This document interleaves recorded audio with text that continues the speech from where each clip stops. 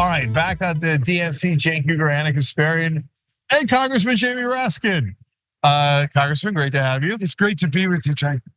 All right, we saw your speech the other night. We covered it live. Thank you for doing that. Yeah, amazing. It was amazing. By the way, we did a poll of our audience, thousands of votes, and you got the speech of the night. Is that right? Yeah, that's right, on Monday. Well, you obviously have very scrupulous and discerning listeners in your audience. So I appreciate that. So now I'll turn that into a real question, which is, so I saw not only you attacking Trump in a way that I thought was very effective, and that I was incredibly relieved to see. You pointed out some things that, you know what, I'm gonna go a little longer here. Because some of the things that you pointed out, I'm like, please, somebody say he lost 60 cases in a row. Somebody say it was 80 judges. Somebody talk about hang Mike Pence. He tried to murder his own vice president, right? Not him himself, right? But when he was told that his supporters were doing it, he basically said, I don't mind. Well, he sent another tweet out saying that Mike Pence did not have the courage to do what needed to be done. Yeah, actually, I'm gonna stay on that. Sorry, I'll come back to the theme of the convention, which is what I was gonna ask you about. But to me, it's remarkable that that's not a thing that people talk about more. I mean, the idea that, according to Mark Meadows, his own chief of staff, when he was notified, your supporters are trying to murder your vice president, and he said that he didn't mind. How could that guy be running for president? How could every question not be about that? Everything that Donald Trump has said about the storming of the Capitol and the specific attack on Mike Pence has been in the spirit of he had it coming to him. He'd been forewarned, and it was all because Pence refused to obey Donald Trump's orders that he step outside of his constitutional role and unilaterally assert the authority to extinguish Electoral College votes and so-called return them to the state legislatures. The 12th Amendment says if there's not a majority at the moment of the counting of the electoral votes in joint session with Congress, immediately the House of Representatives resolves into a contingent election and votes. And they knew they would win that because there we're not voting one member, one vote, which Biden would have won, but rather one state, one vote. And they knew that they had 27 states and we had 22 states, and Pennsylvania was divided 9-9. So the whole effort was to kick it into the House of Representatives by getting Pence to falsely declare there was something wrong with the electors and then blow the whole thing up. Yeah, I one more thing about that, then we'll come back to the theme of Sarah, is that I'm curious why the entire Democratic Party didn't use the word coup from day one and over again. Because to me, the riot is less of a problem than the fake elector scheme, because that leads to what you just explained, where they would actually literally reverse the results of the election, and there was a pathway to do it, and that is a coup. Yes. Well, there were 3 levels of sedition taking place on January 6th. There was the mass riot from the mob, which Donald Trump summoned to Washington. Be there, will be wild. And some people came ready to fight with weapons and arms and guns and so on. There was a middle level, which is what I call the level of the insurrection, which was the Proud Boys, the Oath Keepers, the 3%ers, the Ku Klux Klan, various religious cults. They were ready to storm the Capitol, and they were going to give bloody instructions to the mob as to what to do, but they had an organized plan to hit the police, to trample the police, and to get in. And then the very inside level, as you were saying, Cenk, was the level of the political coup to try to get Pence to rebuff the Electoral College votes from the states, kick it into the House for a contingent election, then have Trump declared the president, have him invoke the Insurrection Act and declare martial law, and then finally call out the National Guard, which Trump had withheld all day, to put down the insurrectionary chaos they used against us. So, number one, it was a very complicated series of events because there was complicated strategy and there was also the general madness of Donald Trump at work. But also, we were careful to use the word insurrection also because that's the constitutional language. It says, in Section 3 of the 14th Amendment, for example, anybody who swears an oath to uphold and defend the Constitution who violates it by engaging in insurrection or rebellion shall never be allowed to hold federal or state office again. Congressman Raskin, can you talk a little bit about what Congress did following that coup attempt in order to mitigate the possibility of Trump or someone else attempting similar stunts in the future? Well, the future at that point was January the 20th. It was just 2 weeks away because it happened on January 6th. And you'll recall a lot of the violent extremist groups were hanging around in Washington. And then we're going to make another play on January 20th during the inauguration of Joe Biden. But of course, it was much better fortified at that point, and we were ready for them. But that's really what the January 6th hearings were about. And we have a whole set of recommendations about how to fortify American constitutional democracy against future coups and insurrections. Although I've got to say, the one thing which I think was left out that was critically important was, I think the Electoral College itself is a danger to us. I mean, we never would have been in a joint session if we didn't have this extremely antiquated and obsolete architecture with meeting in the states, in the state capitals, and then the governors issuing certificates of ascertainment, and then the Congress meeting in joint session, and so on. All of that's unnecessary. It's 2024. Let's elect the president the way we elect governors and representatives and senators and mayors. Whoever gets the most votes wins. So popular vote. Yeah, but we don't need some 18th century system because they didn't have a national communication structure or national transportation structure. So that's why they had to go through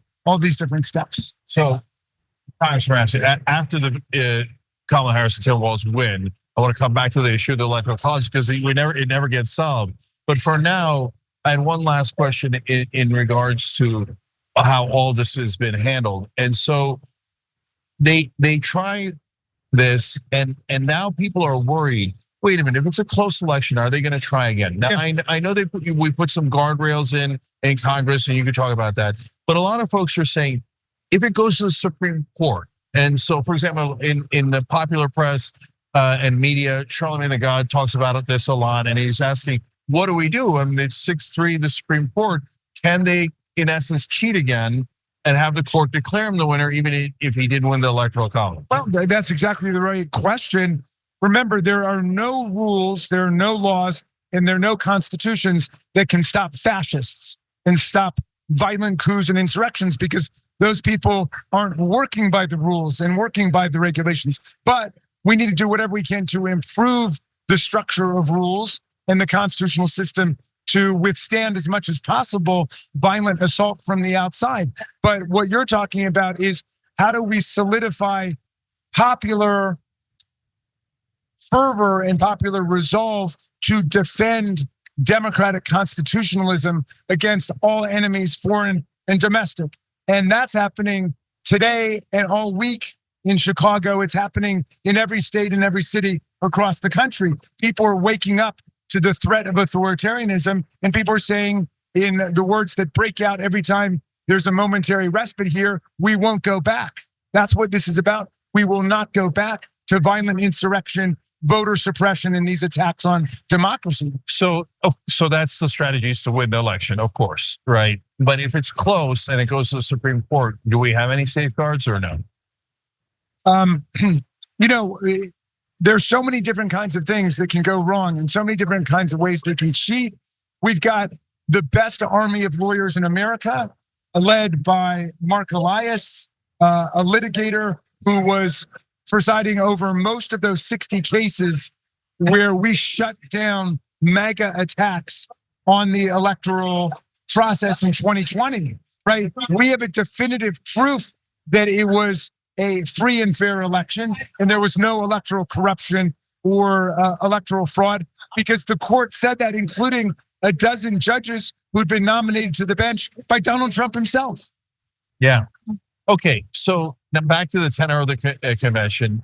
So there's two themes that we see over and over again. There's a bunch of other ones, like bringing back the idea of patriotism to the Democratic Party, and that's beautiful. But the two major ones are, we're no longer going high when they're going low. Like you see significant attacks, even from Michelle Obama, who originally said that comment, and Barack Obama, et cetera. But that is a relief to me, because we're actually prosecuting the case. Yes. We're actually making an affirmative case against them. But at the same time, there's this, on the Young Turks, we started something called Operation Joy about half a year ago. And it feels like the Harris team has Operation Joy, right? And so this idea of let's be happy warriors. And those are two themes that people keep coming back to in the speeches. Obviously that's on purpose.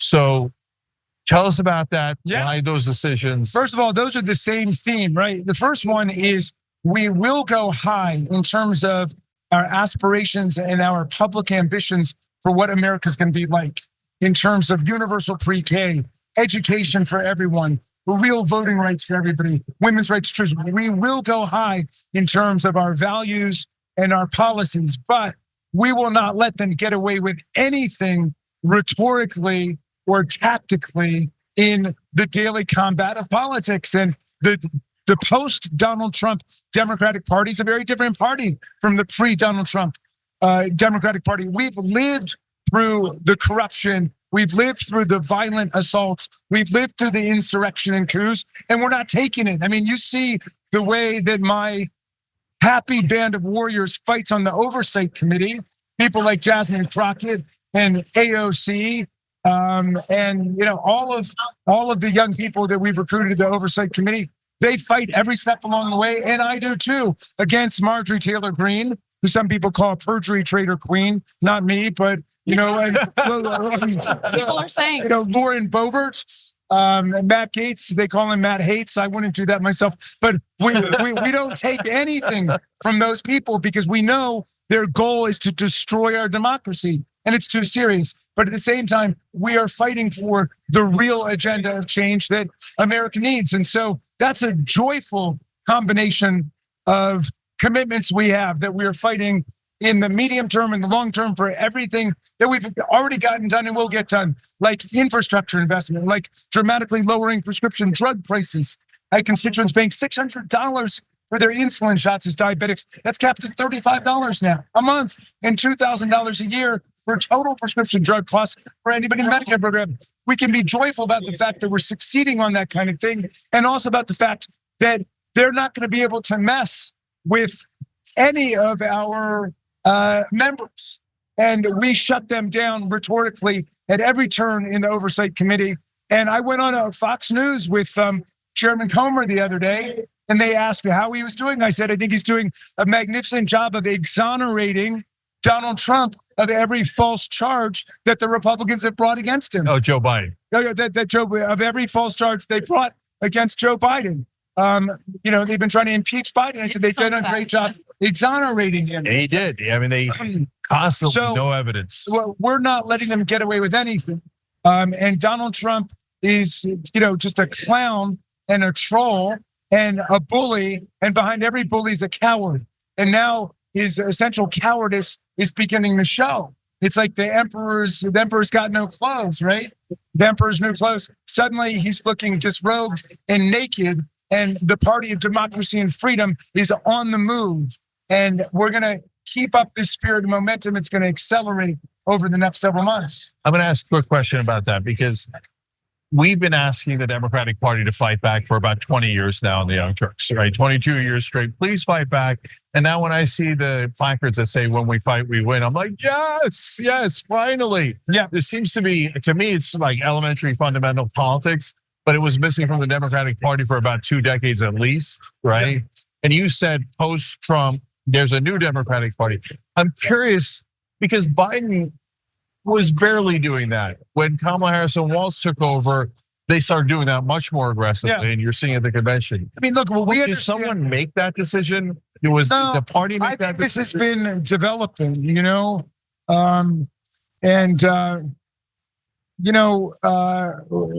I see it again in the members on my committee, like, Robert Garcia.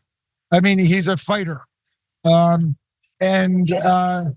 I see it from Jerry Connolly. I see it from everybody in my committee. They don't let, we don't start these fights, but the minute they do, we finish the fight, because we've got a proud record to stand on. They are a cult of authoritarian personality. Donald Trump runs their lives. I say to the Republicans, when we get through this period, when we beat you, and we're going to beat them, they're going to be fit only for selling flowers and incense at Dulles Airport because they're acting like members of a religious cult who sleep on the basement floor listening to tapes of Donald Trump all night. But ironically, you might actually liberate them because they're kind of hostages of Donald Trump in a sense.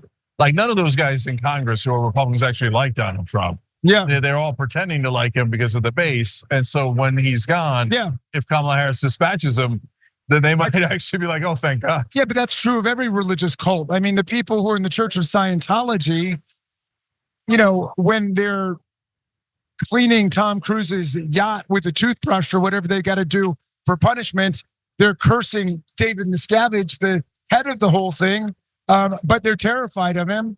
And, it's time for Americans to stop being afraid of the bullies who are really cowards. And that's what this is all about. Okay, I'm going to jump in now. Yeah. I love that we're having a very happy moment here, but I'm going to ask something a little more provocative. So assuming Kamala Harris wins, assuming it's a great situation, Democrats have a majority in the House and the Senate, I've noticed that it's not just Republicans. It turns out that there are Democrats who kind of stand in the way of passing incredibly important, robust economic policies that, Biden, for instance, ran on. The two individuals who really stood in the way of Biden's agenda were Kyrsten Sinema and Joe Manchin. Now, luckily, both of them will be gone. But not luckily. That's not a coincidence. That's because of the nature of the Democratic Party today. We are a fighting progressive party. And Kyrsten Sinema, she made her peace. She wanted to do something different. Joe Manchin was, he chickened out. He didn't want to run for Senate. He shouldn't have done that. We could use him running for Senate. Now, that's too bad. Then he said he was going to run for president, but he realized there was no real support for him because he abandoned President Biden at a number of critical points. I think that's sent a message to other corporate Democrats who typically would want to stand in the way of passing robust economic policies. I just don't know anybody who fits the bill. If you look at who's running for the U.S. Senate, like in my state, we've got Angela also Brooks, who's terrific. There's nobody running for the Senate out there who would ever try to fill the shoes of Joe Manchin or Kyrsten Sinema. And you're not going to see that anymore in the Democrats. Do you think that, would you be willing to publicly fight one of your own colleagues in order to get that legislation done?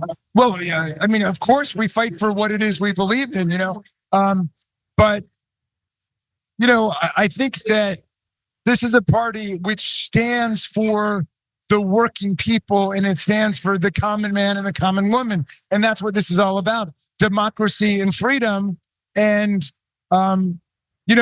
we have lots of great business people who are in the Democratic Party, but none of them wants a business to run the rest of society the way that Donald Trump wants to be able to run the rest of society because he's a billionaire or thinks he's a billionaire or whatever.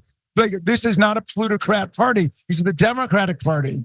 And so they are the party now of the autocrats in Moscow, the plutocrats and kleptocrats in Mar-a-Lago, and the theocrats with MAGA. That's their little coalition, and it's shrinking and it's shriveling away.